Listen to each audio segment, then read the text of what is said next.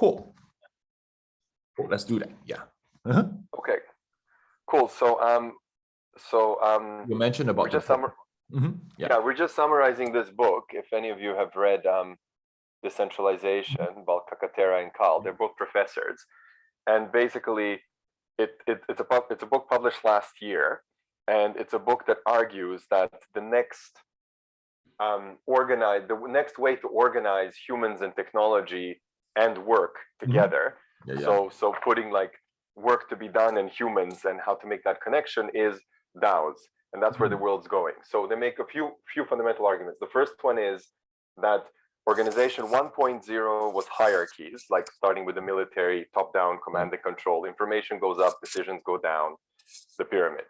The second is agile, which is your classic Spotify model with tribes and squads and chapters and agile ceremonies and retrospectives and sprints, all of that. And a lot of companies are doing that very successfully. And then org 3.0 is DAOs. And what they argue is that not a single DAO has been successful yet. We are still developing the technology of how these new ways of organizing are going to work. And in order to have a DAO, have the first successful DAO in history, you need three things. The first is reputation, which is either through a game, which is like assessment based, some type of an assessment based reputation to see your mental model, or quote unquote to measure your mental complexity or consciousness or mindsets or whatever you want to call it. Or through your behavioral based reputation system, which is like eBay was the first one, right? Famously. And now, there's star ratings on, all the different websites that we have. And the second thing, we need a transparency, radical transparency. So everyone needs to be able to see what everyone else is doing. And the third thing we need is a North Star, values, principles, like purpose, a why. Like, why are we doing this? And then individuals can make decisions at the edge of the system, because everyone is at the edge of the system. There's no more hierarchy. It goes from a pyramid to a circle. And we're all at the edge of the system, and we can make decisions based on these universal principles that improve our reputation. And transparency is like almost like the oil of the engine, right? That makes the whole thing run. So what they say is, this is now the world that's emerging, and we already have two elements that we need to build a decentralized economy: money, which is Bitcoin, smart contracts, which is Ethereum.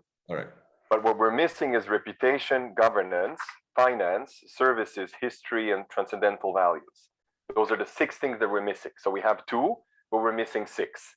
That's what they argue. So it's kind of it's an interesting assessment, basically saying like, we are at this point in history, we're birthing a new way of organizing human activity. That is far more powerful and far more efficient than anything that's ever been done before. And we're 2 steps out of 8 steps in, having a complete structure where this form will just become universal.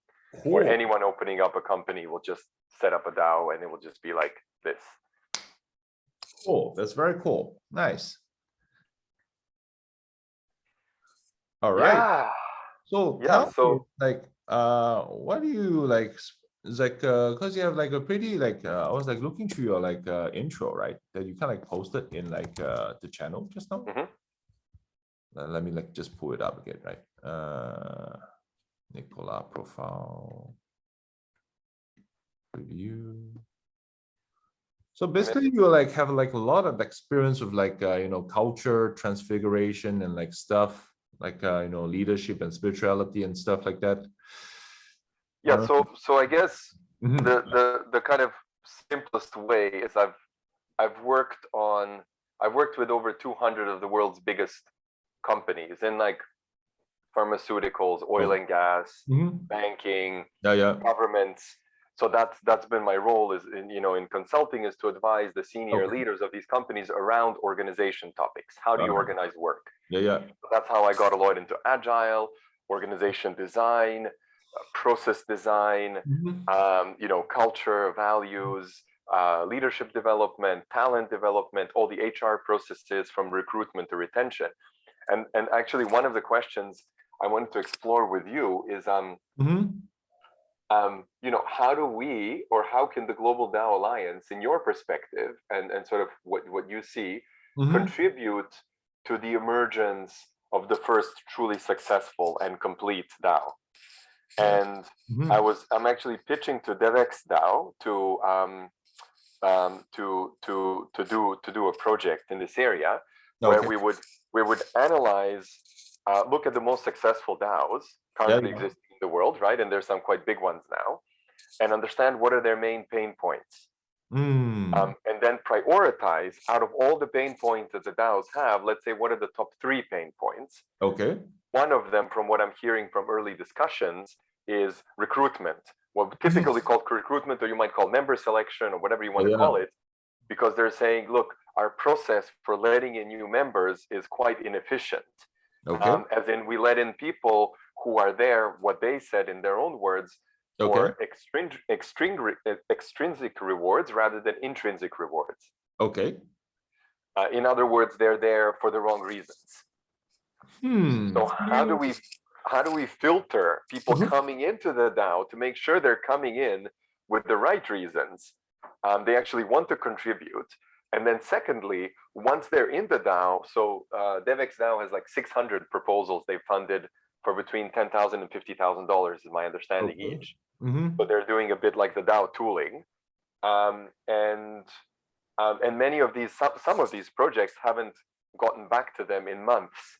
So they're saying, they were supposed to deliver a milestone 2 months ago, and they haven't gotten back to us in a radically transparent environment where we're one click away for months.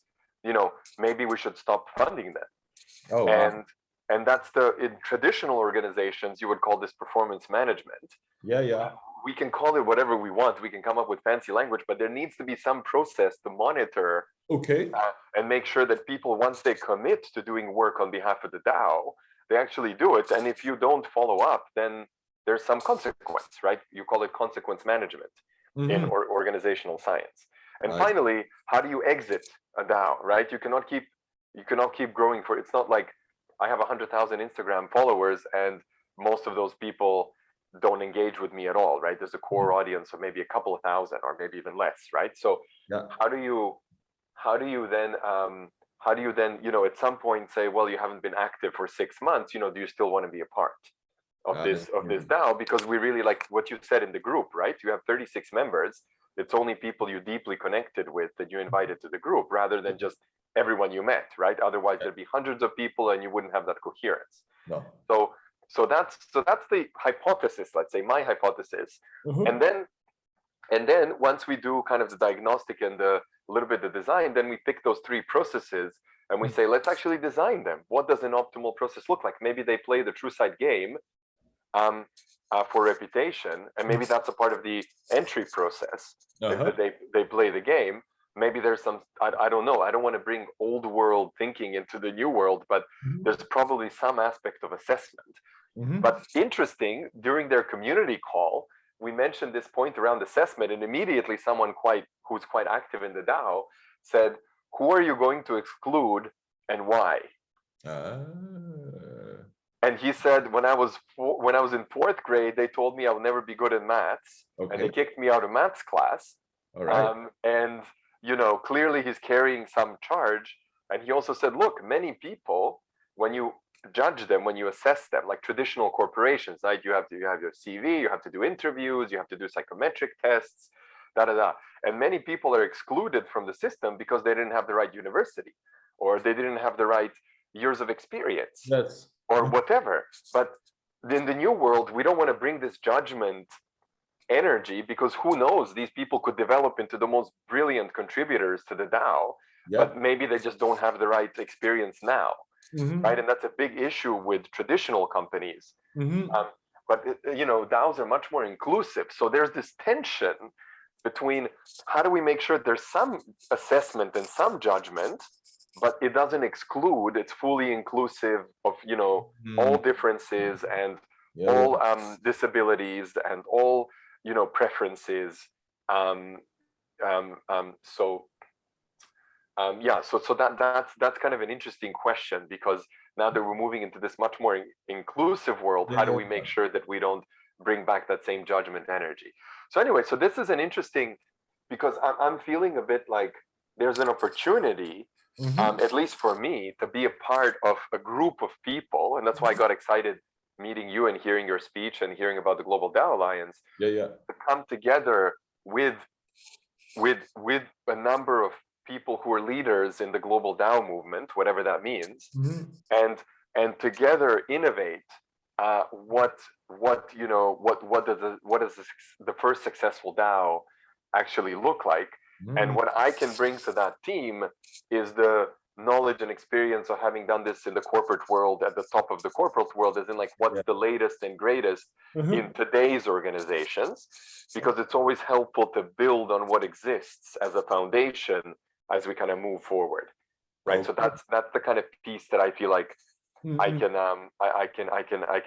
can contribute. But of course, there's many. I mean, I'm not a programmer. I know nothing about coding. There's many areas where I'm completely clueless. So this is a bit kind of where I got excited, hearing your speech and kind of connecting with this field, is saying maybe there's a group of us, 4 or 5 of us, I don't know, whatever the right number is. Like a squad is typically like 6 people. We come together and we say, okay, let's together over 3 months or whatever period innovate. Like, what are the biggest pain points? Let's identify them. Interview some folks. Let's fix them. And that's also a good way for us to connect with other, leading DAOs, if you will. Like Friends with Benefits, I hear a lot about. People are saying, they're doing a lot of good stuff. DevX DAO. There's probably at least 100 that are worthy of mention. And then actually recommend and open source the recommended process or solution to this tension that any DAO can then pick up, and then it goes into the global DAO playbook. That all of us are continuously updating and contributing. Linux style. I see. Okay, I get your point of view. So actually, like back to the whole idea of like saying that. So you're like saying something versus like extrinsic versus intrinsic. Can you like dive deeper into that and kind of like further elaborate on that? Yeah. So the question is really like, are you joining why are you joining the DAO? So this extrinsic versus intrinsic comes from motivation research. Dan Pink, is a famous author of motivation books, and he's also a professor somewhere, I think MIT or Harvard, was a motivation researcher. And there's this, in psychology, it's a distinction between like, are you being externally motivated, extrinsic, like a reward, money, success, achievement, recognition, so that's like an extrinsic reward. And an intrinsic reward is, I'm doing it because I feel like it's the right thing. I'm doing it like, as Mikhail Solzhenitsyn, who was the founder of Flow, he passed away recently. He actually said flow is when you're highly skilled at something and you're working in a so this is the difficulty of the challenge, and this is the degree of skill required. But if you have a high degree of skill and the challenge is very challenging, that is flow. That's the flow zone. And he has this like 2x2 where he defines the different areas. So that's an intrinsic motivation. I'm doing it because I want to reach mastery. I'm 4th Dan karate black belt, and I want to become 5th Dan karate black belt. And I'm doing that, or I'm 10,000 hour guitar player, and I want to get even better. Or like and like there's this famous story of like Tiger Woods, who was at the height of his career, was like took a swing coach for his swing in golf, and he dissected every single millisecond of his move so that he could make his swing even better. Even though at the time he was like, one of the best golf players in history. So that is the flow thing. That's intrinsic. I'm doing it because of the joy of like being a craftsmanship, of the joy of mastery. There's even a book called Mastery on that topic, actually, where the karate guy talks about. So anyway, that's an intrinsic. So there's these kind of, and what the motivation research shows is that the much more powerful driver of motivation is intrinsic. Versus extrinsic. Because extrinsic, you're always, I buy the Lamborghini and people look up to me, and then 2 weeks later, it's like, well, there was the new model of the Lamborghini someone just drove by. I'm no longer that special. And it's this rat race Yes, It's yes. it's what's gotten us into this like capitalist paradigm. That is You know, and I trust that what we're doing here is, you know, comes from a different paradigm of consciousness. So that's a little bit the logic. So how do we then understand what are people's motivations? Because we want people to come in for the right reasons, because they want to contribute, because they want to build this thing, not because they want to get rich or famous or you know, whatever, or have more followers, or you know, whatever it might be. Yes, yes. And how do we attract those people, and not just attract them, but create incentives so that I can be, when you know, I have the good angels and the not so good angels of my nature, when I'm thinking in myself, should I go this way, should I go that way, you know, the structure helps nudge me to make the kind of right choice. I see, I get your point of view. Yeah, you know, like what I realized, like with the true sight Tao, since like there's really like no money in the like treasury, literally like zero. We probably have like $5,000 now, like because of the like latest airdrop. But yeah, like most of the people that end up contributing, they actually got active, are the folks that were Hey Gary, I'm losing you. You there? Are you still there? Yeah. Hello? Yeah. Can you hear me? Oh yeah, you're back now. Okay, cool. Yeah. You were saying there's no money in the treasury except the latest airdrop, and then I lost you. So yeah, based on that, right, like people that got really active and actually contributed, they're like literally contributing because like they believe in like, okay, we really want to like solve fake news. That's like the true side Tao, like what I actually observed. And then like for example, like some of the other like projects, since there's kind of like a whole bunch of liquidity like backing it, then like the corporate dynamic kind of like tend to set in, and then like it becomes then like this then it starts becoming complicated, you know. Then it's like I'm like right now, like even like myself figuring out how to kind of like manage that portion. You know, because like once you have like a extrinsic like carrot over there, then like okay, then you kind of like have to like start like managing like the carrot a bit. Yes. But yeah, then I'm like thinking is like, okay, it's almost like an advantage not to have any like treasury liquidity. It's kind of strange when we think about it. Yeah, absolutely. Because it's like when you start having like basically like nothing there except like just values as like you know a reason, then like you start attracting a lot of missionaries. But once you like just kind of like put like money there, then like you start attracting like mercenaries, right?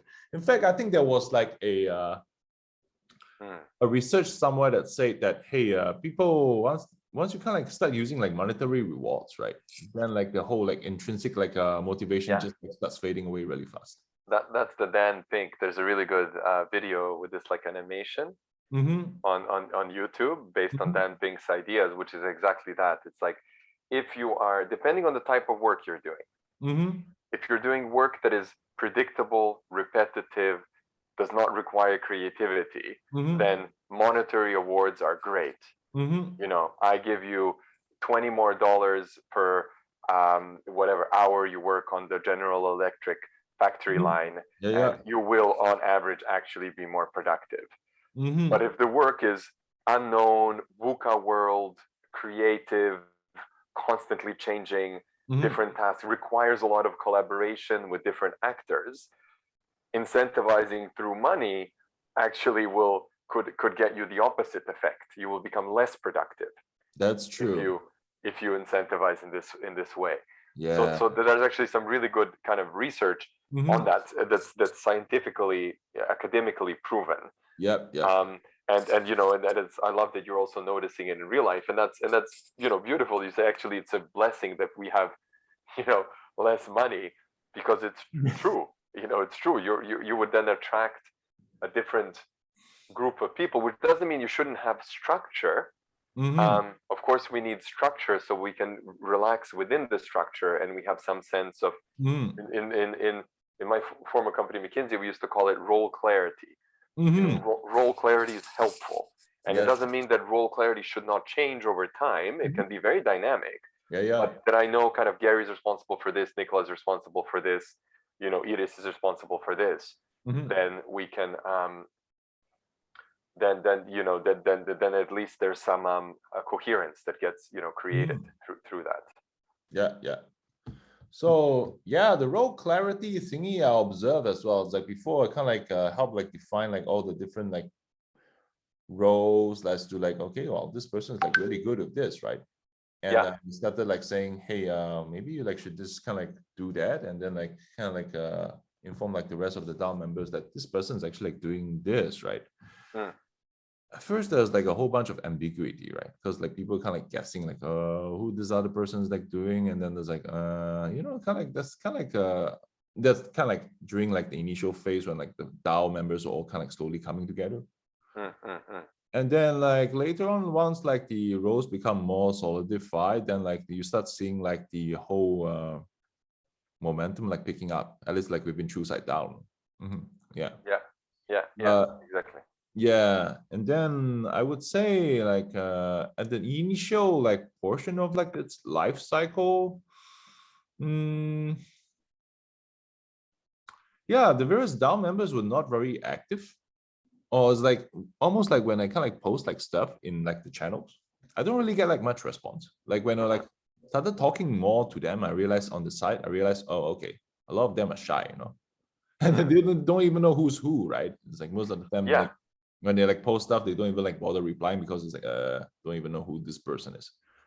Yeah, which is a bit kind of my kind of instinct of just kind of sharing my CV that I wouldn't share with a bunch of 36 people I don't know, but just in the kind of decentralized fashion of like, okay, so it really helps to know who's who, and we don't have a whole day. We're unlikely to kind of be in a workshop where each person can do personal introductions for half an hour. So let's at least share links or whatever, so we can just get a sense of who's there.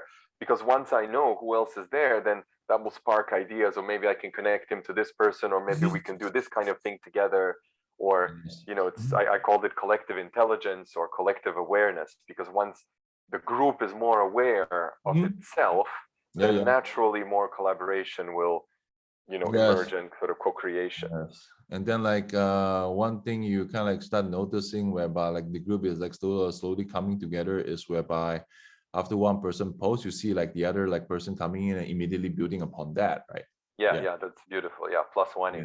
And then like the funny thing was like the whole like thing within the DAO actually like started accelerating when it kind of like announced like, guys, I'm like stepping away, right? You guys have to like step up, right? Yeah. And like they realize, oh, okay, Gary's like kind of like not really like there leading anymore. So there's like literally no leader. Well, there's two new leaders, right? Because you stake your tokens. So in a way that's beautiful. There's always important for someone to be holding, and then over time people should get more and more active. But it's interesting. In one of the theories of change, because I've sort of played around a lot with this, like psychology and theories of change and theories of transfiguration. It's that you mentioned two things. One is like a leadership vacuum.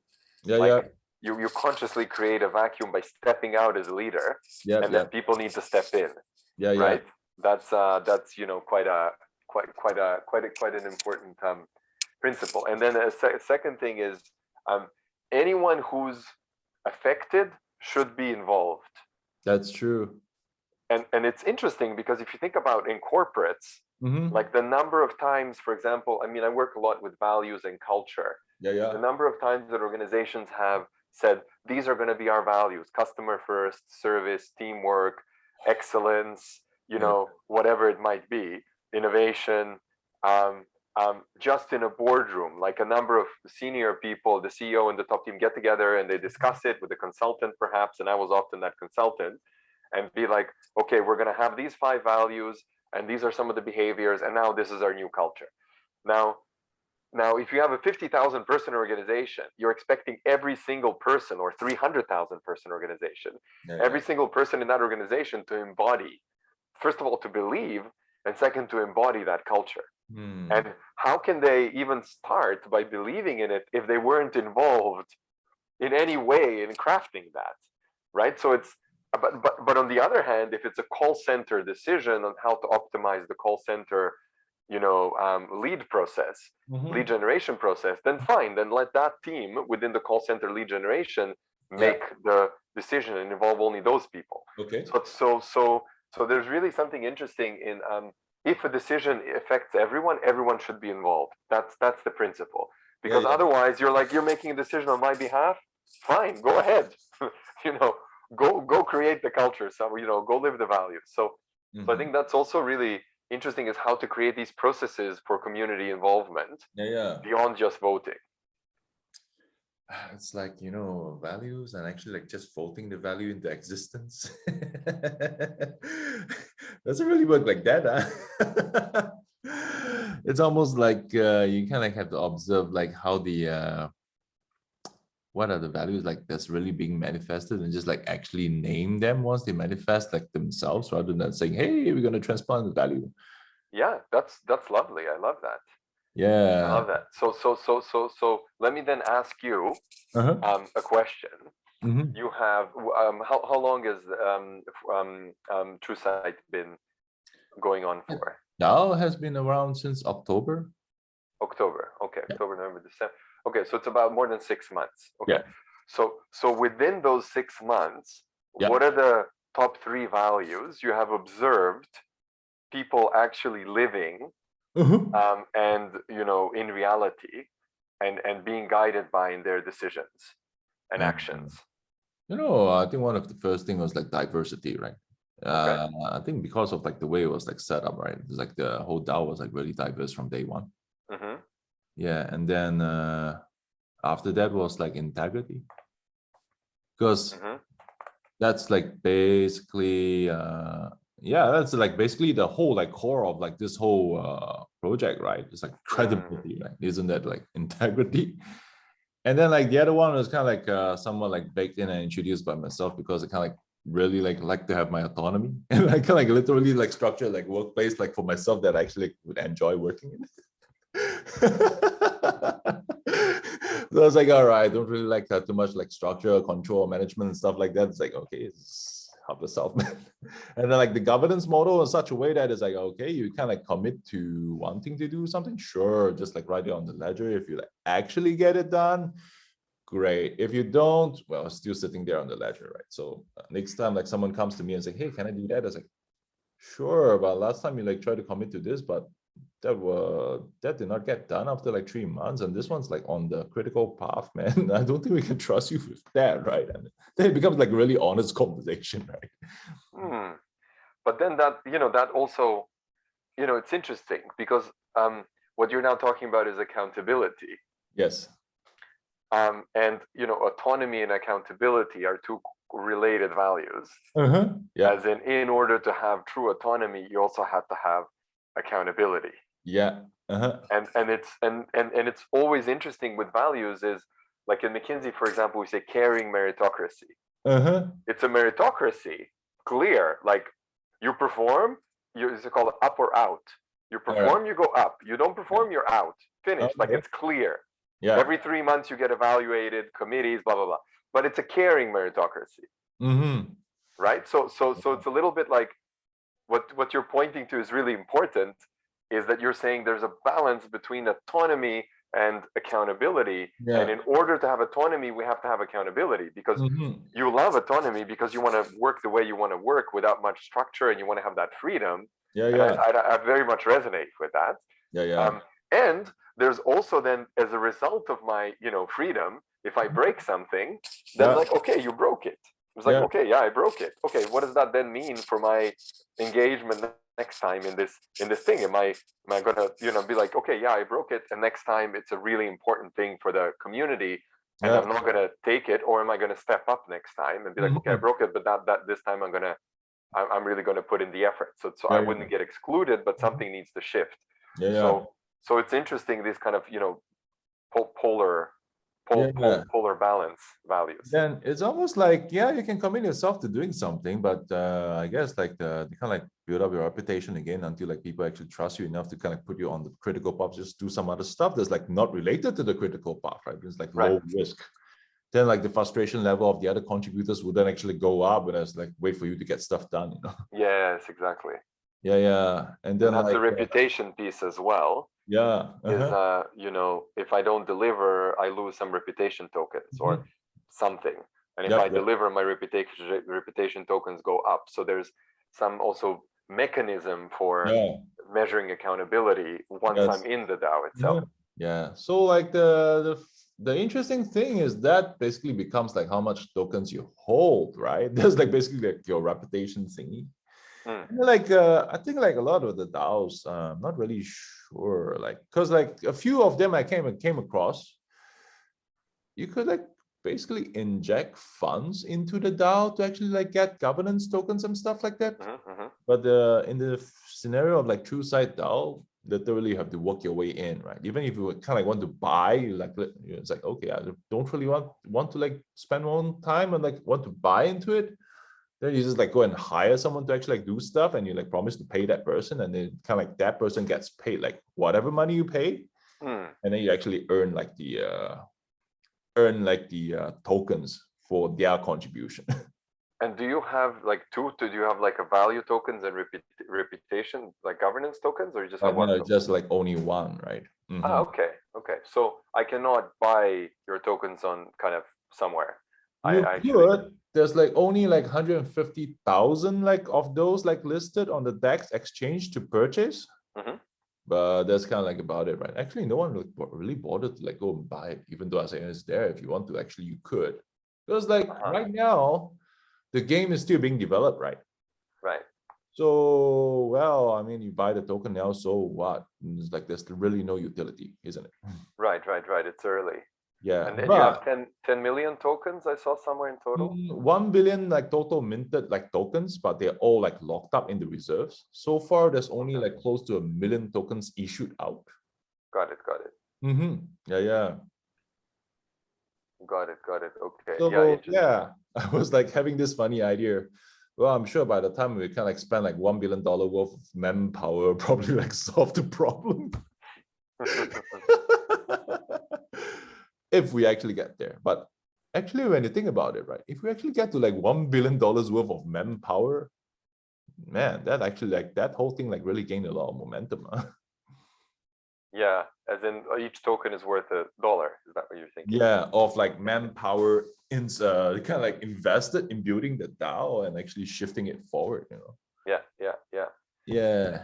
And what is what's the core, like you're developing a game to basically understand people's mental models. Can you say a little bit like what's the ultimate vision of truth? Because I know you had this journey around the world with fake news, and you know, it's very much like a passion project that drew you, and now you're trying to find a way how to actually bring more truth you know, to the world. And you know, truth is a big word, right?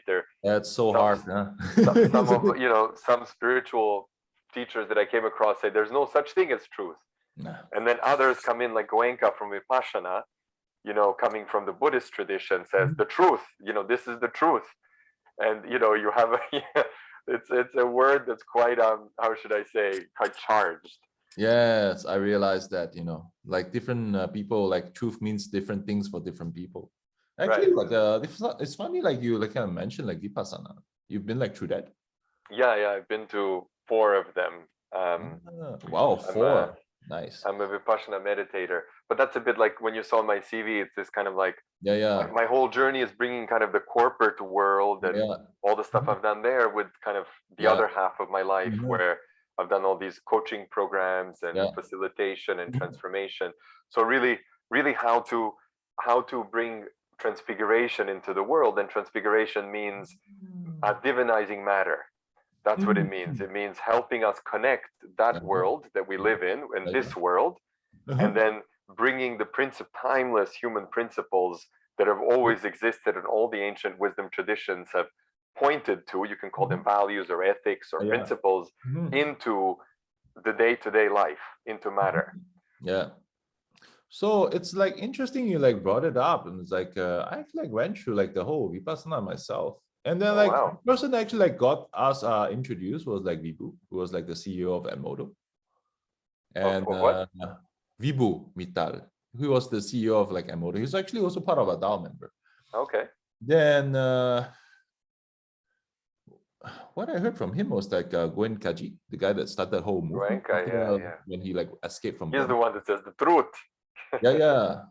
He actually spent some time at Vibhu's parents' house. Oh, okay. Yeah. And then like during that time, like when he actually introduced us like the whole Vipassana thingy and the whole mindfulness thingy, the company was actually going through like a whole bunch of like turbulent like situation, right? Because like we're trying to do fundraising, and then like I think like fundraising wasn't like that successful, and then like kind of like went through an acquisition, and that kind of like worked. But during that time, like there was a lot of uncertainty in the organization. So like a lot of people were like kind of like churning over, or kind of like don't really know what the heck's going on. Yeah. Then he like brought in like his colleague, ex-colleague from Google, to actually like train us in like mindfulness. Chadi Meng, I think that guy actually got like a Nobel like a prize for something. It's like and then like after that he like actually got one of the monks to come in and actually like give us like a meditation like practice. And then after they kind of like took root in the organization, and like three of us went for the Vipassana thing. But like fast forward, now the really coincidental thing was that the folks, right, the two leaders right now, they're kind of like stake on. They came in quite early on as well, and they actually like went through Vipassana practice themselves. Yeah. So one thing I observed that was like very fascinating when I was over there in during the practice, the 10 days retreat, right, was how everything was like so coordinated but so decentralized. So I figure it's like, all right, it's coordinated but decentralized, right? Yeah, because they have now thousands of centers all around the world, but they're all playing the same Goenka tape. Yes. They're all like singing Savita Mangale, Savita Mangale. Remember, like Goenka's like very bad singing, but like they're all playing the same. You know, super centralized. This one guy Goenka.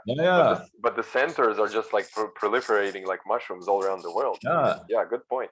And that guy is not even alive anymore, you know? Yeah, that's right. He passed on like 20 years ago, like a while ago. Yeah. So essentially what he did was he like set up a self-replicating model, right? And actually like, that kept on persisting and kind of like kept on like, you know, perpetuating, even though like, him was not around. I figured that was actually a good model, like interesting model to adopt, right?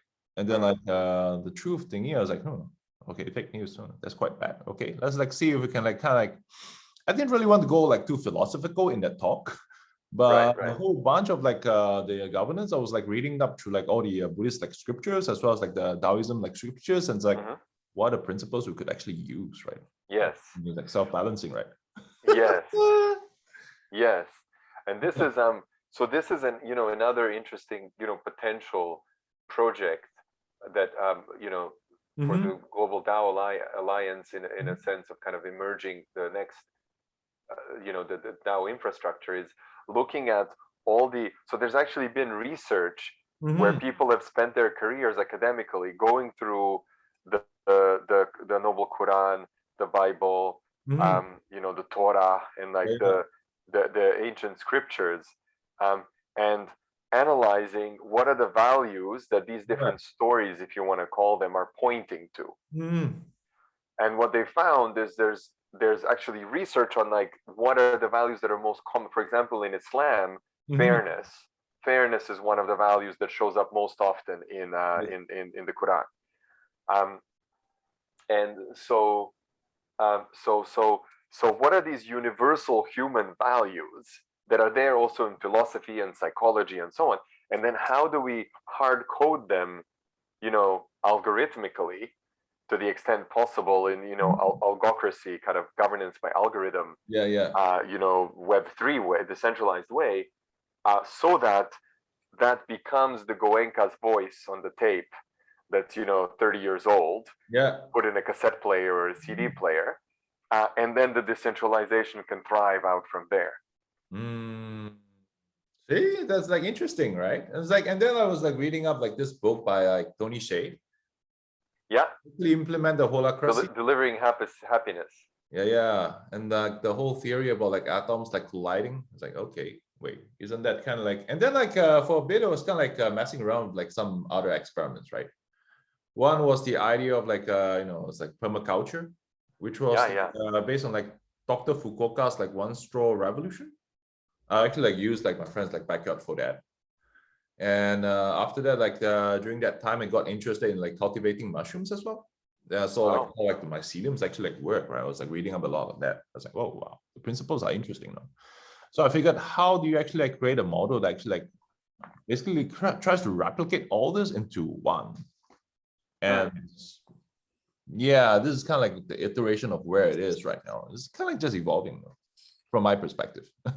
I'm not like even making like suggestions and stuff like that. Basically, it's like most of the time, like all the funny thing is like all the different DAO members would kind of like just come to me with like the same signal. For example, like yesterday, one of the DAO member like raised the subject of trust, and then like I was like seeing on LinkedIn like someone else actually like posted on like a Reid Hoffman's like latest speech, which actually ended in the word trust, and there was kind of like thinking about like that same topic. I was like, oh, okay, congruence, right? It's like 3 people at the same time within like 24 hours. Okay. Yeah. This kind of like magic moments kind of like happen a lot within like the DAO. Beautiful. Yeah.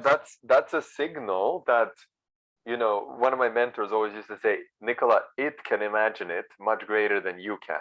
Yeah. And it's this like surrendering to the flow, to the will of the collective. So that these, you know, beautiful coherences or synchronicities can just kind of magically happen here or there, because I'm not trying to force my own plan. There's no business plan, there's no quarterly business reviews, there's no like all these structures that are in place, because it's all free flowing, right? And this might be our first and only conversation, or we might have 100 more conversations, like who knows, right? It's like there's no like, we're not trying to force either to happen. It's like you know, in the Dow like principle, when you're trying to force like something good, and like too much of a good thing ends up becoming totally evil. And too much of an evil stuff ends up like suddenly becomes good. It's kind of like weird. But it's beautiful. Yeah, it's like that's how things balance themselves out, right? It's not even you or me anymore. It's just the way. The way, exactly. That's what Tao means. Tao means the way. It's just the way, right? And then I was like, okay, sure. And then like it's like all this like stuff I presented on stage. I'm not sure if I told you about it. None of it is really my work. Yeah, I was like, mainly I kind of like only like took that one single insight as like, what do we do with that? And then I was like thinking to myself, yeah, I was like, everyone seems to have like some nugget of truth. So if you kind of like take, go and bother and spend enough time listening to them, maybe they will show you that nugget of truth or drop it off somewhere. And then if you are paying enough attention, you might notice, oh, that was it. And then you can actually like pick that up and like use it for building the model. And usually like when that happens, it's like, not a lot of resistance. No? It's like people just like, it's like, oh, it's just naturally like flowing along. Even like the whole idea of like stepping back, kind of like, oh, it's like Vladko was like saying, hey, dude, you're spending like a lot of time like on the two-side DAO thingy, right? We kind of need you like more on the governance like side. It's like, okay, sure. And then at the same time, like that week itself, like I was having a coffee with Vibu, who was talking and saying, hey, there was like this troop of baboons in Africa. You know, usually baboons are quite aggressive, right? And the baboons are usually led by the males, the alpha males. So this baboon like went to near the village, and there was like this pile of like leftover meat outside the village that had all gone bad. So what happened was that, the alpha males like went ahead and ate all the meat, right? And then suddenly all of them got poisoned and died. So for a long period of time, it was the female baboons that were leading the troops. Wow. And then you think that baboons by nature are violent, but this troop actually ended up like the culture just shifted, right? Then I was like, oh, okay, interesting. And then like Vladko like introduced me to like this group, like in Davos, I think. And then they were like trying to like set up like some house over there, house of balance. And then there's like one of them was like talking about like the DAOs are like basically feminine. I was like, oh, okay, interesting. It's like mycelium. I was like, oh, okay, another congruence. I was like, then I thought to myself, well, let's just do this experiment then. Just like step away. Because like the two, what I was noticing before, which like Gary's also brought up like a few months back, it's like saying, most of the really active members are all women, right? I say, yeah, you're right. So I figured. I also like remember like this I would say report or write up about like the fact that women-led like organizations tends to be more effective and collaborative. So it's like, all right, let's want to try it. It's like all the signs like pointing in that direction. So you just like stick like all the tokens on them and you guys just go ahead. It's really interesting, this topic around diversity. And it's if you can find unity in diversity, it's when you will get outperformance and out pleasure and out aliveness, by any measure. And the more diversity in that sense, the better. Okay. Of any kind of diversity, backgrounds, religions, beliefs, color, relationship and dating preferences, sexual, like whatever type of diversity you're looking at. So that's kind of like, as you say, super interesting how to stake tokens on, women as a form of diversity. And I guess the question would be how to broaden that out to all other types of diversity. But then there's this other layer, which is like many organizations talk about, we want more diversity. We want 40% of women to be in the board positions or top management positions. Right now it's whatever, 15, 20, and they want to get it up to 40, 50. Now, what I think all of these folks miss is that it's not about the body you're in, it's about the energy that you are carrying.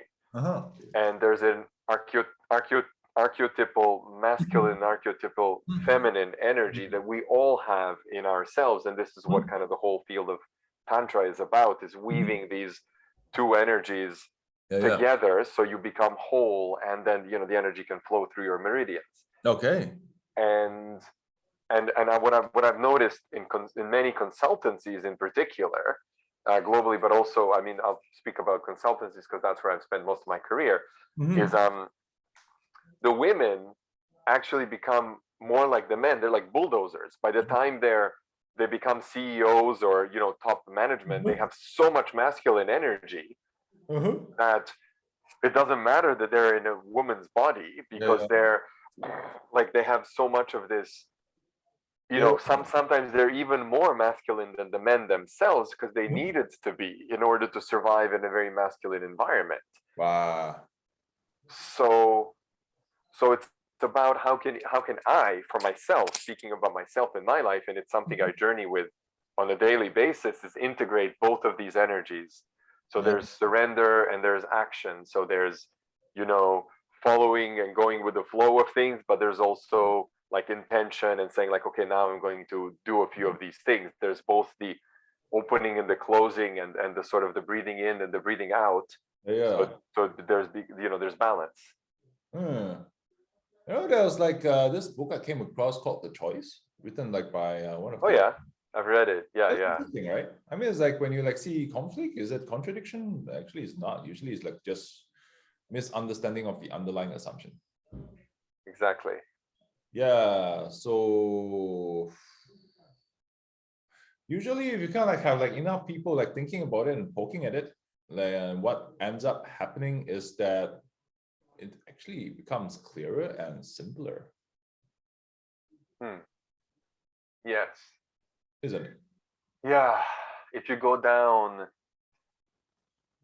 the layers of like, what am I saying? Why am I saying it? What are my needs? And then you get to the level of the values, you will find that we probably share the same values. We're just expressing it. Some different language, or a lot of times the funny thing is like people saying the same thing but using different words, or exactly using the same words but meaning different things. Yes, also true. And sometimes you even have people saying the same thing using very similar words and not hearing each other. Happens. Even that happens. Like people, like two people observing I'm talking, and I'm like, hey guys, you guys are saying exactly the same thing, and they're both like, oh yeah, we are.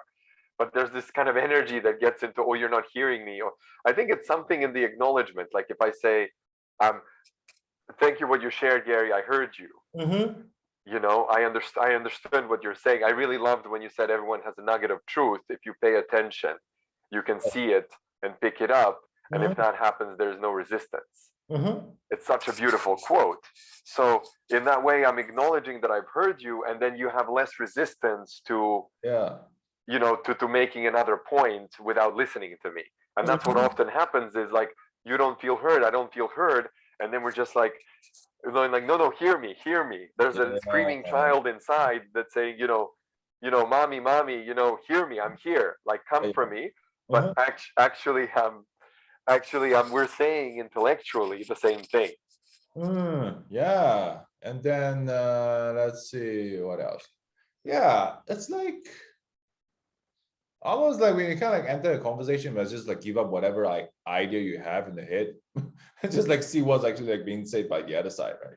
Yes, that is, yeah, that's, I just want to underline that. That's such an important, even in preparing for this call, I was like, okay, what are we talking about? Like, I don't know, like, what are we, like, who is it? Like, who are we? Like, what are we, like, what's the agenda for this call? Like, why are we even talking, you know? And then my mind would come up with like A, B, C, D, and I'll be like, okay, let it go. But there's nothing wrong with these thoughts coming. I think, but it's sort of my practice now. The way I think about it is become aware of when these thoughts come. Like, oh, I have to get something out of this call. There needs to be an agenda. There needs to be some structure. What's the objective? You know, and then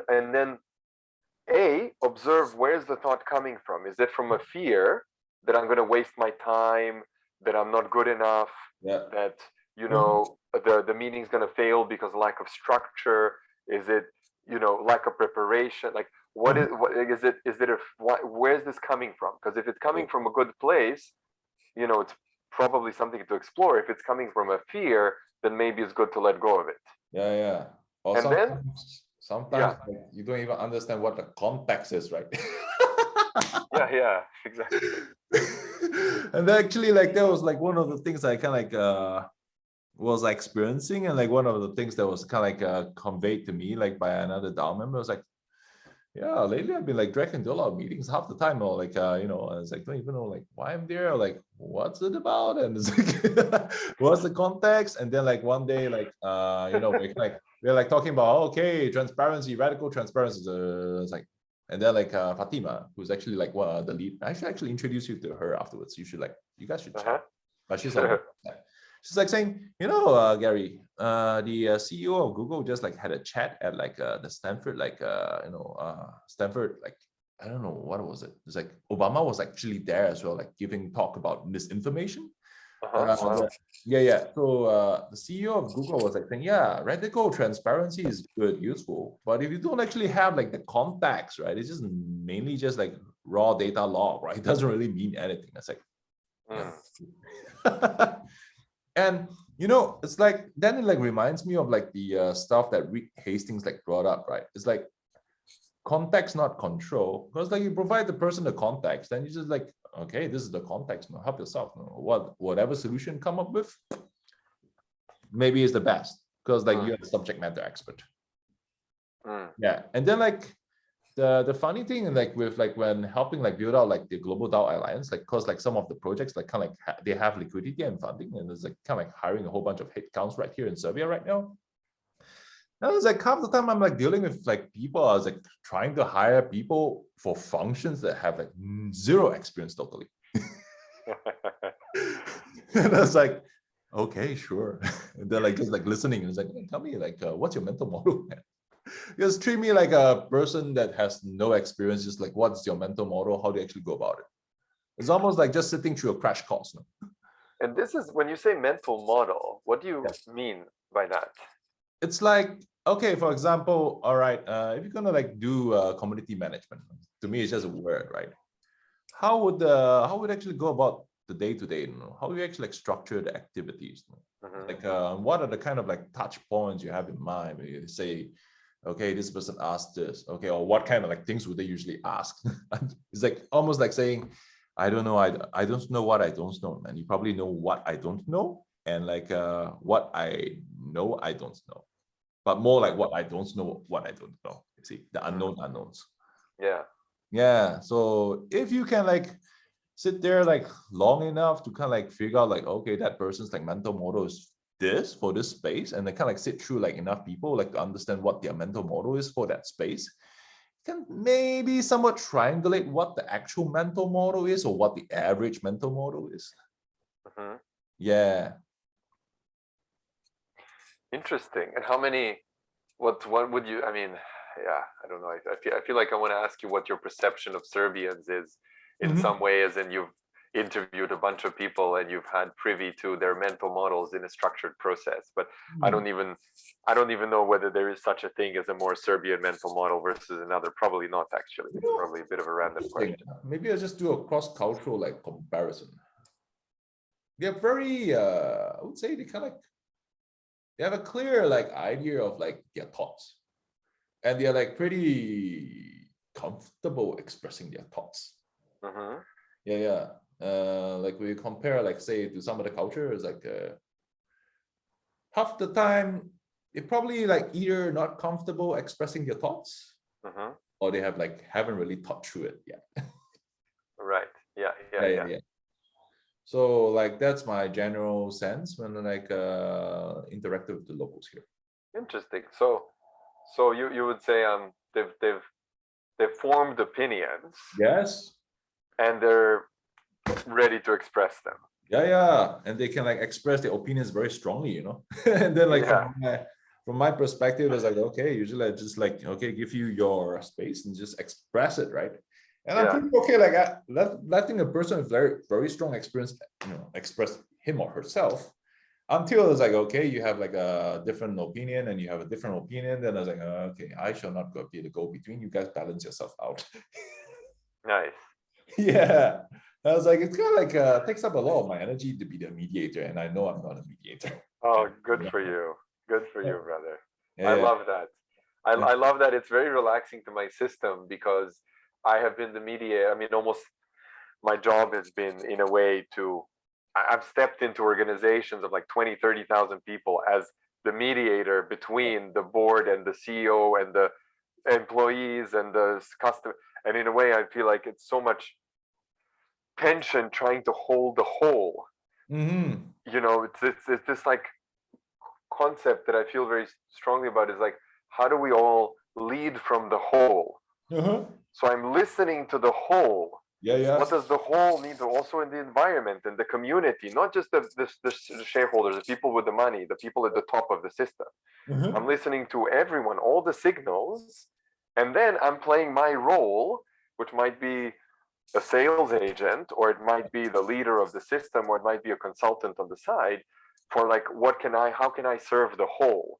And to hear you be like, well, it just takes energy, so like you guys work it out. You know, there's this like beautiful laissez-faire kind of energy to it that's kind of relaxing to me, because like, yeah, you're right. Like, you know, why should I force anything to happen that doesn't want to happen on its own? And yes, I can ask the questions, and then once you get clarity that there's actually polarities, right, then be like, okay, polarities, go ahead, work yourself out. Like, you know, if you want to. If you don't want to, it's also okay. It doesn't matter. From my perspective, it's like I'm not really attached to any outcome, whatever. So anyway, right? Yeah. Like that's usually my take on it. Is like once you kind of like learn to put yourself outside of the equation, you kind of like when they're sitting through like a very tense like moment. Yeah. And you actually see the adrenaline like pumping through your system. It's just like a physical process that's actually happening, isn't it? Yeah. So yeah, that's kind of that. Yeah, you know, like the interesting thing about like leadership transition, though, actually technically there shouldn't be any leader like thingy in like the Dao. Yeah. I think mentally you have to kind of like be comfortable, kind of just, okay, this was who I am, but actually no, it's just like a shirt I put on, right? And then you should like just be able to like easily take it off and just like toss it. No? It's almost like yeah, it's like being like kind of like the figurehead, like kind of like being put on like the stage to like give conferences like this and like giving talks. It's like if you're kind of like not aware of it, it kind of like grows on you, and it kind of like this feeling of self-importance goes up. That's Yeah, absolutely right. And then there's like from my perspective, it's kind of like you know, it's like it's psychologically toxic. Yeah. It's true toxic, you know. It's like when you like do like you like read through like the Zen doctrines, they say well, when in times of adversity, right, it's like that is challenging, but like in times of like pleasure, that's even worse because it actually feels good, you know. And it's so, you know, it comes a little bit down to Buddhism, right? And Yeah. the Four Noble Truths. Uh-huh. You know, there is suffering. There's a way to solve suffering. Suffering comes from aversion and you know, desire. Uh-huh. Yeah. And you know, and if you want to, and then the Eightfold Path is the way to let go of aversion and desire, so you can be free. And this thing with you know, in hierarchies, it's I would say very. I mean, I can speak for myself. I was someone in the corporate world, as in I had a title and a role, and I was leading a big global team for half the world, and blah blah blah. And it does grow on you, and Yeah. it grew on me. It grew on me, and the last 6 months since I've exited that system, Yeah. I've had to face my demons, quote unquote, and consciously not go back into another senior, like, you know, partner type role in another consultancy, and or executive role, and be like, okay, now my system would feel happy again, like, okay, I'm back, right? I'm again someone, right? But as Ram Dass says, the journey is becoming nobody, and you're busy being somebody, and then you realize that that's not the game. The game is to become nobody. Yes, and that's the whole thing. It's like when I was like leading the engineering team back in like Enmodo, right? It's like, oh wow, suddenly a lot of people that kind of like reporting to me, and then like one day I like realized, hey, you know, the scope that we're kind of like operating under, like within that company, is like no longer relevant for the organization. And I was like thinking to myself, we should just blow up the team. Yeah, literally like went to the VP of engineering. I said, you know, like this like thing is just totally irrelevant anymore. I mean, like the team has been together for like a year and two, but it's like, you know, it's like you're locally optimized, but globally sub-optimized. So maybe we should globally optimize and locally sub-optimize. And by that, maybe you should like remove me as being tech lead. Yeah. What did he say? And after a while, it kind of like I got I got myself transitioned out of that, right? Which seemed to work, but I would guess like there was kind of a period of time I was like, what the hell would I actually like do that, right? But at the same time, it's like, okay, that is the right thing, right? And then like next thing you know, because I freed myself of that, right, the local Proxima, suddenly I kind of like, okay, ended up like shifting like over to growth, because like the previous like product managers kind of like left, right? I was like, okay, sure, growth. And then like, wow, that was like interesting, right? Suddenly like different scope. It's almost like when I look at it, like back in that previous company, I was like kind of like changing like job scope every 6 months. Yeah. Without even changing the title. Yeah. Well, good for you. So you managed to maintain dynamism even within a kind of more hierarchical structure. Yeah, and then like I remember like Jerry, who was like my director back then, is like saying, hey, I'm gonna step away. No, I'm gonna go to the other side and actually become like executive manager. Do you want to like step up? To myself, so what? I mean, it's like kind of like more of the same thing, but just like larger org. No point, man. It's like doesn't really resonate with me. It's like I don't. After like being like in the leadership for a while, it kind of somewhat shoved me into the position where like you have like 2-layer hierarchy instead of like kind of like me and like this team, and kind of like, you know, on an adventure you have like this like a person with like a team on an adventure is kind of like different from like this person's kind of like running the whole organization. Then there it kind of like literally feel useless. It's interesting, right? Yeah, if you become the head of something with a mindset of I'm here for a short-term adventure, Yeah. Versus like, I finally made it. Totally useless. Totally different, right? Yeah, That's so interesting. Yeah, and then like now I'm here to like help them like the earn games like guys the fund the ones with the funded projects like build up the structure. I was like saying, all right, let's build it up in such a way that I'm totally redundant and irrelevant within 6 months. I was like, yeah, I know like structure and hierarchy is like not my thing, right? So like the culture is like obviously like not a really real fit. So once that is done, is it like focused on like, okay, actually like the governance model is interesting. It's like kind of like going back to observing like what the DAO does all the time and like trying to like kind of like iterate on the maybe the game, help them out with the game and help them out with like the governance model. That's fun. Huh?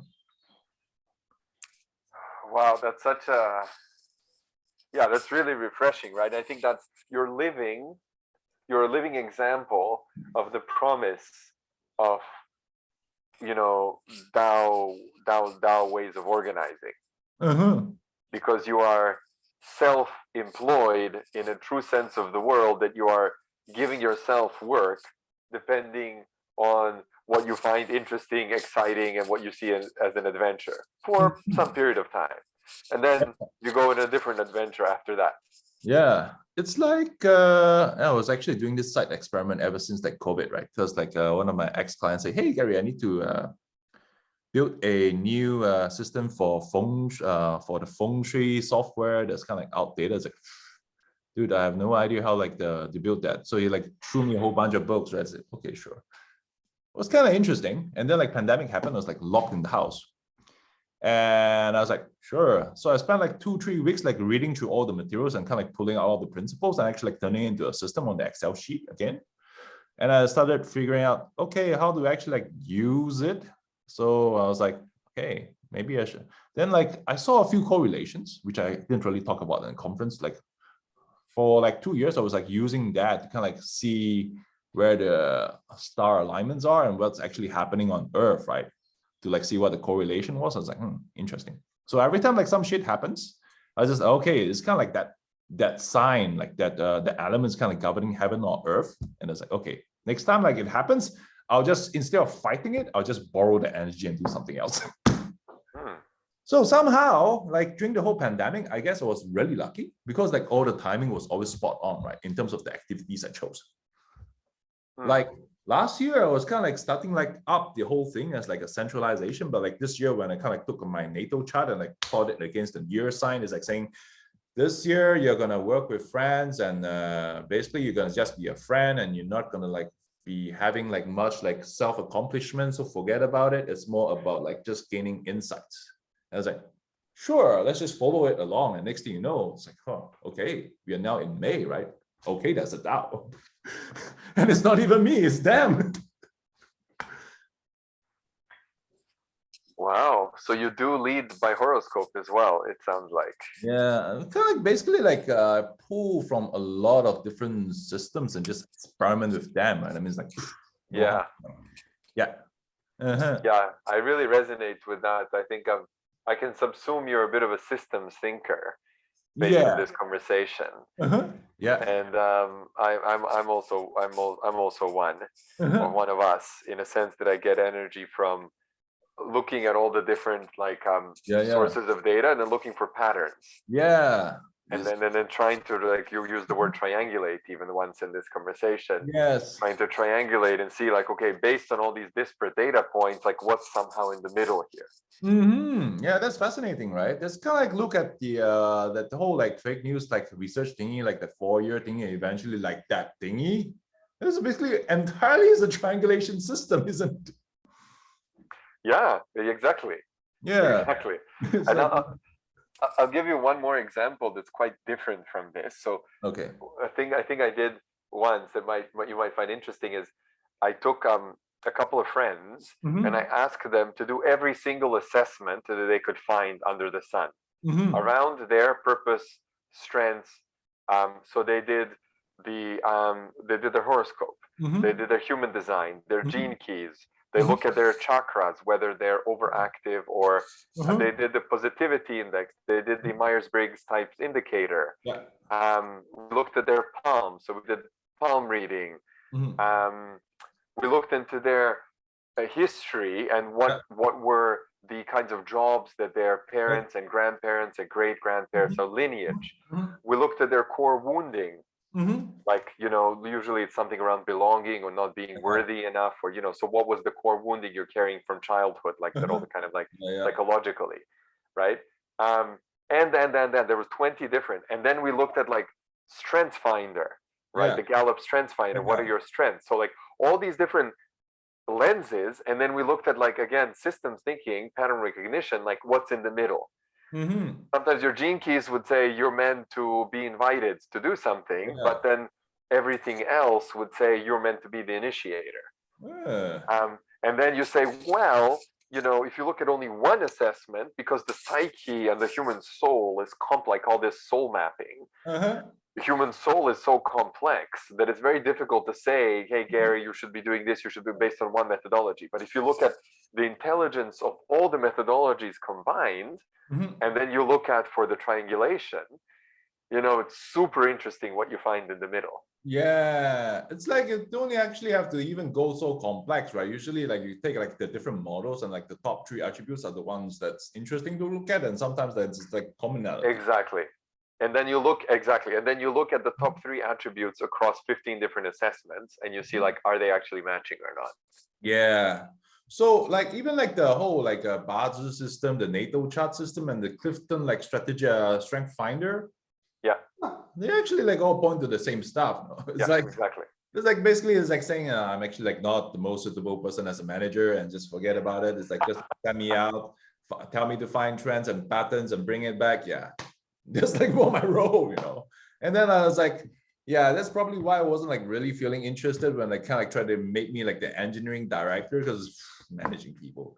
But like as a growth product manager, what happens like there is like, well, I literally do go out, go to the ecosystems that the users are actually part of, and see what the patterns are, right? And then like bring them back, report, kind of like report them, like kind of present them to like the folks in the company, and then it's like, oh wow, and then they can take it and do whatever they want with it. But usually they kind of like have like 1 or 2 engineers like working with me, and I even code some stuff to run some experiments, right, to kind of like validate the hypothesis. That's kind of like fun, you know. It's like whole exploration. Interesting. So based on this, I have a question or proposal, which is, if we get funding for this DevX DAO to assess the best practices, if you will, in DAOs, you know, globally, would you have energy or interest to be involved in any potential way that you might want to be involved in to assess, to kind of listen to what's emerging in the DAO landscape, and and assess the patterns of like what's moving, right? What's needed next, right? Because it's a bit like these mini S curves that are happening with, like, as technologies are. So now with like smart contracts and crypto, we've made a mini S curve, and then there's a next mini S curve and the next mini. But the question is a little bit like, what's the next, you know, evolution over the next, let's say, 6 months? Actually, that's like interesting, you know, like seeing what the patterns are emerging. Exactly. And that's like what are the tensions? What are people talking about? Not just us at the Tomorrow conference in Belgrade, but there's probably like 100 crypto conferences happening in the world, and there's probably 100 DAOs that have more than 1,000 people. Some have, you know, tens of thousands of people. Some have like really grown in size. On like I was looking through them on Snapshot the other day. It's just like a huge number of DAOs, and you know, figuring out like what is the collective learning, almost like what are the most advanced systems who have like, what have they tapped into that would be helpful to amplify for the collective, and then putting that into some type of a, I don't know what you want to call it, code, or codifying it somehow. Yeah, that'd be cool, man. Actually, yeah, sure, I could contribute some of my time for that. And then like instead of like paying the DAO paying me, they should pay into True Side DAO, right? And like fund some of the liquidity over there. Interesting, yeah. Because that's like how they are doing it right now, right? This like office here is like saying, we need your time. It's like, okay, sure, don't pay me, pay the DAO. And then Yeah, that's kind of like then like the DAO members actually get motivated as well, because there's like some staff they can like use it to do stuff. And then for me, it's like I don't really care, man. Like back in California, I literally live in my car. Yeah, yeah. You were mentioning you were living next to, homeless colonies, and this whole experience of like kind of like, yeah, the excluded, Yeah. the people who have not, through structural violence, who have not, Yeah. benefited from, this whole paradigm, even though we're kind of so rich or whatever. Yeah, yeah. So yeah, it's like, actually like living as a homeless, like technically for like close to like more than a year, was like got me like kind of like able to go at least somewhat into their psychological state, though I'm kind of like still had like in the back of my mind that psychological safety net, right? Because I know it's like, okay, anything else, anything I can always afford. But it's almost like, well, you kind of got stripped away of a lot of stuff to such an extent, like you kind of like have no more identity, right? And what the hell's left, man? It's like some of the folks I like spoke to in Slab City, like one of the folks, the guy that was like sitting next to, yeah, it was like chatting with me, right? It's like usually like people don't really bother like listening to them, but when you have someone like bothering to sit down and listen, yeah, he actually like tell you his entire life story, right? And it's like how like fucked up his life got, like kind of like got pushed into a corner, and then at some point it's like he actually like took a gun and just tried to kill himself, but it kind of fired in the wrong direction. He ended up losing a lot of teeth and bleeding a bunch, but he's like still stayed alive. It's like, whoa, yeah. Wow. And then like when I kind of like deliberately like went through the exercise of like stripping all this identity I had in my head, I was like, whoa, I can actually like feel it. It's like kind of like, oh, now I can understand why I would kind of kill myself. Wow, intense. I didn't know of Slab City. I'm just looking at the Yeah. kind of like an alternative living community since the 40s. Yeah. Where it has a bit of a Burning Man feel. It is. It's like a permanent like Burning Man almost. Wow. Uh-huh. Yeah, I had no idea this thing existed. Wow, the slogan is the last free place. Uh-huh. It's like you literally walk there as like Mad Max, man. It's like some of the other campers, you like walk close enough, they kind of like come out and just point a gun at you and shit like that. It's like, oh, sorry, dude. Fuck. And then like some places I kind of like walk past and suddenly like you have like meth addicts like screaming at the top of their lungs. I was like, okay, right, sorry. Wow. Yeah, but there was like one of it, and then like back in San Francisco, there was like this other like hobo colony. It's like there was like whole street right in front of like what was that, Candlestick Park. They kind of like the city sealed it off because it like really grew too big, right? It was like I spoke to all my neighbors. Lost their jobs, or they kind of like struggling trying to like pay rent, so they end up like 3 to 4 like folks living in the car. Yeah. So yeah, you think about this, right? You mean probably like really privileged, whatever you want we can do, but those guys kind of like really like all the way pushed to the edge, right? It's like, how do they go about, man? Nothing else, man. It's like, and then probably like in that state they're probably like suffering from depression and anxiety. So suicide rate is probably quite high, Yeah, as well as like psychosis. They don't get the support they need, both psychologically and medically. Yeah, it's like it's kind of like push all the way to the edge, right? That's why I was like giving this example of like, look, when horses like had no more economic utility within like a decade, like 90% of them disappear. I was like looking at that, it kind of like mentally put myself in there, literally living in their shoes for 1.5 years. I was like, yeah, I was like, there's going to be a lot of people disappearing at some point as well, and probably kill themselves, right? Suicide rate kind of like went up, right? And then like, well, if not, then revolution probably happened, right? It's like, look, 2021, like people stormed the Capitol building. I think partially it was attributed to that, right? And partially was attributed like to amplification of like all the information pollution is like happening outside. So there's like a whole bunch of like different trends like converging right now when you like look at it from like a macro perspective. Yeah, and it's the birth pains that we're going through in a way of birthing a new civilization. It's this like, and it's going to get worse before it gets better. That's how the birth process works. Yeah. And then like when you like look at like actually like sometimes when I think about it, it's like all this automation and AI we are doing, and actually I'm a huge culprit of that. Like, yeah, life can be simpler, right? We automate like the work away. It's like, well, what about the people that lost their jobs, right? We can't like sweep it under the rug. And I was like, okay, great. Now the company's like making money, but well, we kind of like snatch away like and made like a whole bunch of people redundant, right? We didn't really address that. Then like if this trend is going to continue, then hey, the economic structure, the way we kind of like see profit should like change. Because like, and this is a bit of a question. It's someone asked a really good question at the conference, and I'm curious to get your views on it, which is we're moving from Web 2 to Web 3. Yeah. Unless we change our ways of thinking, the players who are the centralized powerhouses like the Facebook Meta of this world are just going to recolonize Web3 with the same way of thinking. Yeah. And exclude, so what is actually required is not a change from Web 1 to Web 2 to Web 3. What is required is a change in consciousness, because we can run Web 1, we can actually run the world without any technology in a conscious way or an unconscious way. Yeah.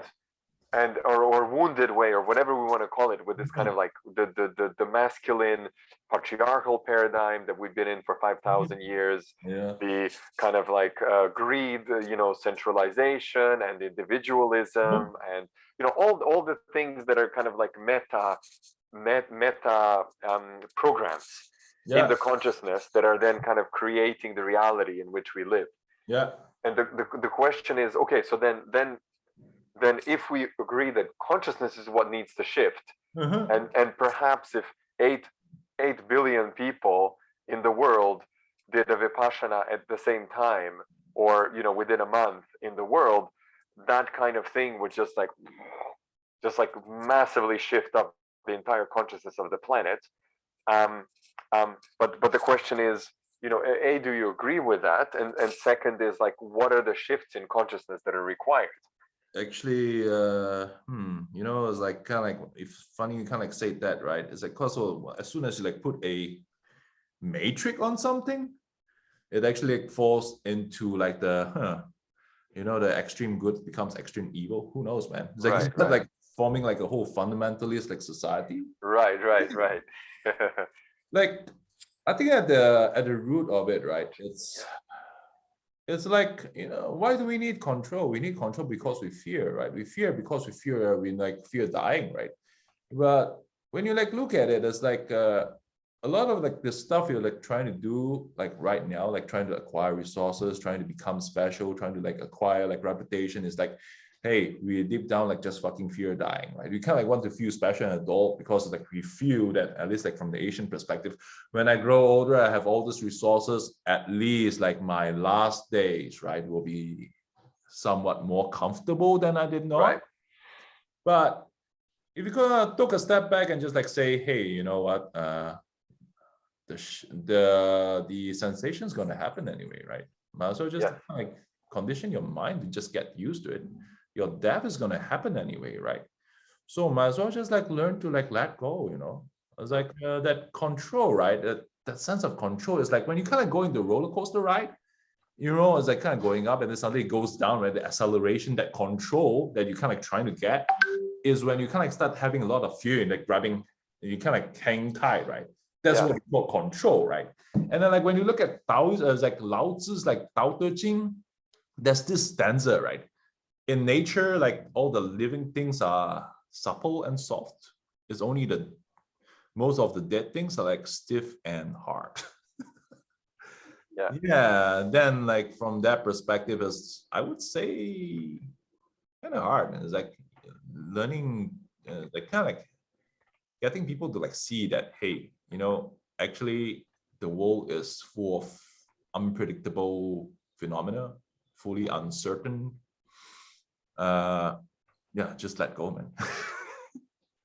I think that would probably allow the required mindset shift for Web3. Until that happens, I would say, whatever like solution we come up with, it's just going to be like some other form of Web2. It's just going to be like a lost cause. That's how I'm seeing it. Yeah, beautiful. I love the simplicity of that. Yeah, it's just like fear, right? Fear of death. Can you accept it? You cannot? Okay, man, you just be fearing your demise all the way until your very last moment, no? And then you have no choice either way, you just have to let go. Fascinating, because it's surrender, basically. Yeah. It's acceptance, surrender. Mm-hmm.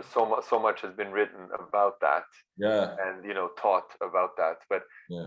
this is kind of, maybe now is the time. Perhaps Practice. Web3 will not be able to happen without letting go, because also, if you look at the hierarchical, I'm really curious to see what's going to happen to corporate world over the next, forget about 30 years, 5 years. Yeah. Because they live in they by definition, they're in the control paradigm. Yeah. So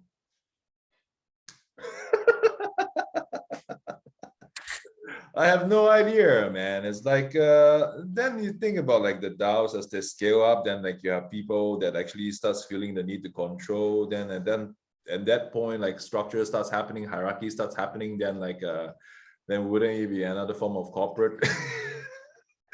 So yeah, it's almost like you want to scale, but maybe don't scale that hard, that fast, or even bother scaling. It's like there was like this book I read like many years ago. It's like saying, yeah, a lot of like the big companies are adored, right? But some of the really long-lasting companies, like very small companies, they last for like centuries, last for a long, long time.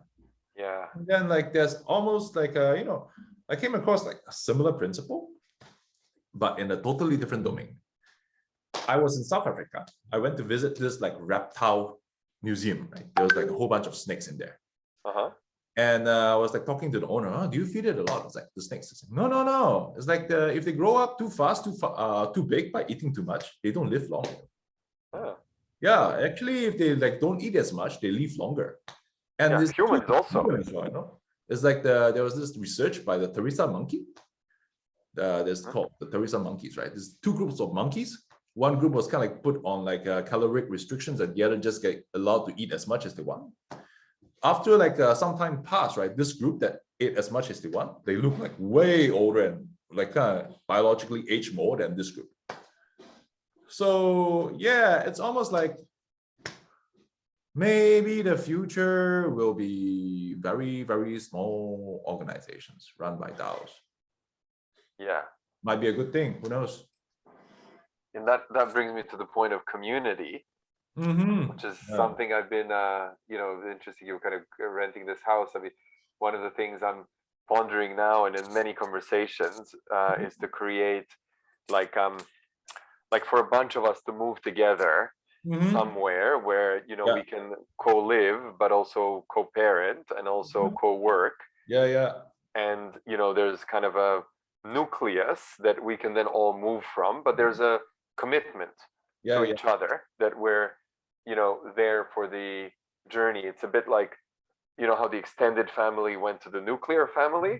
It's a bit like now going to the extended family, but that is not necessarily blood family. That is sort of people that you share the same kind of values and beliefs and ethics, and of course you still keep a relationship with your own family, but it's not as intense as it was historically. It probably continues similar as it is today for most of us, because most of us are not kind of living in nuclear or extended family buildings or houses, but see our families whatever more or less frequently.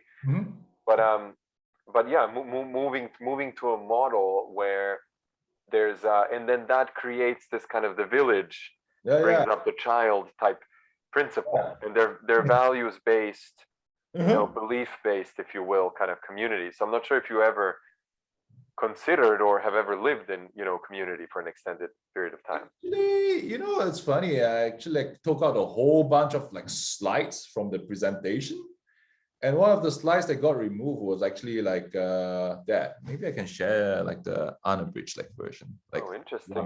Because it's a topic. I feel it's a big topic in more and more.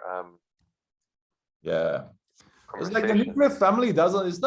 it's like it's optimized for the economy, right? But it's like literally not optimized for like I would say humans. Humans are like social creatures, right? We always like live in village or tribes. Exactly. Give me a second. Yeah. All right. Yeah. Keynote. This is like the backup, the original version before I kind of like started tearing things apart and throwing them away. Let's see what else there. Probably I tore it away and just like totally tossed it. Yeah, here. Maybe. Wait, is it? Give me a second. Key challenges. Yeah, see this? Like the nuclear family versus like the village, right? It's like literally that. It's actually literally that, right? It's like when I was like in the US, like see like parents like struggling all the time because like it's just the mom and dad trying to like raise the kid. Crazy. But when I was like staying amongst the villagers in like Xinjiang, China, before like they started throwing people into jail. Actually, I was thrown into jail for 2 days as well over there. I saw like, 5 generations living together in the same village. Yeah. So it's like raising a kid is like literally like handled by the whole extended family, right? Yeah, exactly. And yeah, then it's just so much easier for everyone. Yeah. So much more natural. This, I call it high effort parenting. Yeah. Most of my parents have 2 jobs, live in a city, don't get support from, much support, some, but limited support from family. And it's a bitch. I mean, it's hard. It's really, really, really hard. It's like, you think about this, right? Like typical startups, like 2 to 3 founders, like slogging their way through like the whole shit. It's like, and then like when you like don't have like capabilities, you kind of like have to struggle through it. It's like, but hey, why not like just like have the whole village like undertake the initiative? That's kind of like what the Dow is, right? Beautiful. Yeah, I love that. It's like, I love that analogy. Yeah, it's like the village, like in the village, like decided like this initiative is like important for the tribe, the village. Okay, just go for it, right? Anyway, that's kind of like already product market fit from day one because the village needed it. Yeah. So and then like, well, you don't really have to struggle as much, right? It's kind of like no one actually does anyone know any paint how to paint? It's like, who knows? The dude from the next village knows it, right? Just go and then what I learned when I was like staying amongst the villagers back in Laos. I was just like there, like staying like with one of the village. No, she kind of like saying, "Yeah, we're building a new house." It's like, okay, sure. It's like, whoa, like a whole bunch of like constructors came in. It's like, oh, wow, you guys like able to hire them? No, man. It's like they're all like friends, right? So they all come together, like just cook and just feed them, and they help build build a new house. That's like how that's how the village system worked, right? And then even my dad like grew up in the village. It's like saying reminiscent of like the old days in the village. It's like saying, oh man, that whole ecosystem is just destroyed, right? As you remember, like in my younger days, when kind of like before I was 3 to 4, I kind of like was living in the village with them, and then they kind of like moved into the housing estates. And I figured, yeah, that was actually nice, in the village. It was like, hey, you just like run around the whole village. All the kids were there, the dogs were there, whatever. And then my dad was like telling me, you don't have to worry about getting hungry as a kid. It's hungry, you just like run into one of the houses, the other villager will just like feed you, right? It's like one of the kids. So the load is just like totally spread out. And then I was like, oh, okay. And then like you compare that to what we have today, which is like a family unit, like fully optimized for profit. But it's like, okay, you have like a lot of material stuff, but where's the soul, right? There's like nothing left, right? And like you keep on optimizing this engine, you keep on like sucking more stuff out of employees and getting them to do more stuff. But yeah, what's the point, man? And it's like this economy is like not really supporting humans. It's like humans actually supporting the economy, but well, you got like the horse carriage. Totally off. Way off, actually. Totally way off. Yeah. I love it. The question is like, how do we kind of like revert to what it was, right? Where like life was actually more balanced? Because we don't really need that much profit, do we? We kind of like already like generate enough food to feed like the whole world, right? It's interesting, actually. I studied this when I was at the London School of Economics in the sociology department. They study like food production and trends, and there's a whole science around it. And what I learned is that we produce more food than we need. We're wasting a lot of food. But there's significant portion of the world that is malnourished. I don't know, the latest I heard was 140 million that was significantly malnourished, and there's probably another 500 million, 800 million that is somewhat malnourished. And then what they said in economic terms, food production is not a production problem, it's a distribution problem. Yeah, it is a distribution problem. It's like, hey, well, I don't want to give you food because, hey, you're not my friend. It's like, okay, sure. And they're like, oh, okay, we need to produce more. It's like, what the heck? It's super strange. I love this, what you said, the economy is not supporting humans, the humans are supporting the economy. Yeah, but it should be the other way around, right? It's like, I go get a fork to eat the spinach, but instead of like the spinach, like the fork supporting my needs, is I have to support the needs of the fork, and it's like, then what's the point? And it's a bit like, so I guess where my mind is moving as we're sort of drawing to a close is like, what can we do practically to support this shift? Like, what is I think the game you're developing could somehow be a part of that, kind of bringing more clarity and awareness. Small part of it, I would say, like very small part. Yeah, but that's the thing, right? Each of us does our small part, and there's 8 billion of us, and then all of a sudden the whole thing's different. Yeah, that'd be interesting, huh? Imagine like the whole civilization functioning like a mycelium, instead of like a few different ant colonies like killing each other. How do we get from here to there? You know what? I have no idea. And tell me more about the game. When do you plan to launch it?